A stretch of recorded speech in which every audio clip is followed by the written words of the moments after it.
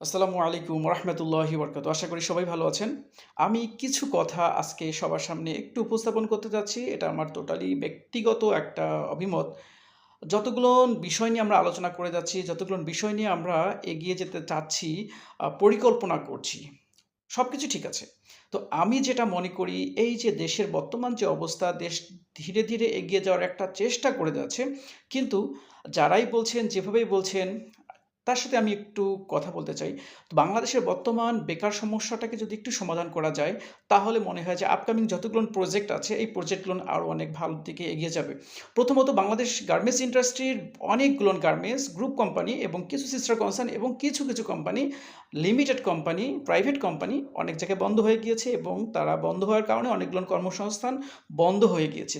এগুলোকে যদি গভর্নমেন্ট কোনোভাবে চায়, তারা তাদের জায়গায় থেকে তারা যদি নতুন করে গার্মেন্টসগুলোকে বাঁচানোর চেষ্টা করে, মালিকানা অনেকগুলো প্রসেস আছে। এই প্রসেসগুলো মেইনটেইন করে যদি গভর্নমেন্ট এই জায়গাগুলো নিয়ে যদি গার্মেন্টসগুলোকে যদি চালু করতে পারে, তাহলে সুবিধা হচ্ছে কি, এই লোকগুলো কর্মসংস্থান ফিরে পাবে, বাংলাদেশের এক্সপোর্টটা যেভাবে এগিয়ে যাচ্ছে সেটা আরও গতিশীল হবে।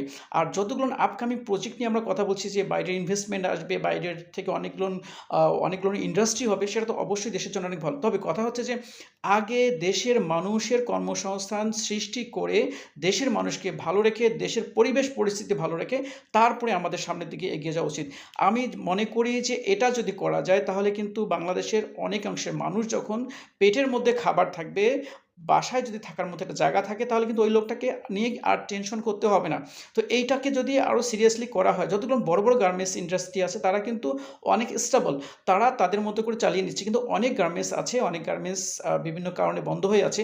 সেগুলোকে যদি খুঁটিয়ে, খুঁটিয়ে দেখা হয় এবং কর্মসংস্থানগুলোকে যদি ঠিক রাখা হয় এবং যে গার্মেন্টস ইন্ডাস্ট্রিগুলো লোক ছাঁটাই করছে, সেগুলোর জায়গা থেকে যদি ওই লোকগুলোকে ছাঁটাই না করে, অর্থাৎ একটা গার্মেন্টস ইন্ডাস্ট্রির একজন মানুষ যে পেশায় কাজ করে, যে পজিশনে কাজ করে, সে কিন্তু ওই জায়গা ছাড়া অন্য জায়গায় যে কাজ করে পারবে না এবং সেই ধরনের কর্মসংস্থান কিন্তু বাংলাদেশে নেই। আমি চাই যে গার্মেন্টস ইন্ডাস্ট্রিকে অনেক গতিশীল করা উচিত।